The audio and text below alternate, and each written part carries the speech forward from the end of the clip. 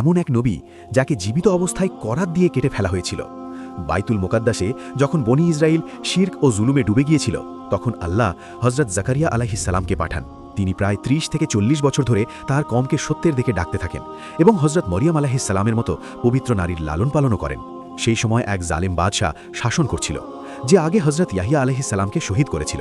যখন হজরত জাকারিয়া আলাইহিস সালাম তাকে গুনাহ থেকে বাধা দিলেন, তখন সে তাকে ধরার হুকুম দিল। হজরত জাকারিয়া আলাইহিস সালাম পালিয়ে একটি বড় গাছের ফাঁপা কাণ্ডের ভিতরে লুকিয়ে পড়েন, কিন্তু শয়তান তার কাপড়ের একটি অংশ বাইরে দেখিয়ে দেয়। জালিম লোকেরা গাছটি দেখে বুঝে যায় যে নবী ভিতরে আছেন। তারপর তারা এমন এক নিষ্ঠুর কাজ করল যে গাছটিকে করাত দিয়ে কাটা শুরু করল। করাত গাছের সঙ্গে সঙ্গে হজরত জাকারিয়া আলাইহিস সালামের শরীরকেও কেটে ফেলছিল, কিন্তু সেই মহান নবী কোনো চিৎকার করেননি। এটি ছিল আল্লাহর উপর তার পূর্ণ বিশ্বাসের প্রমাণ।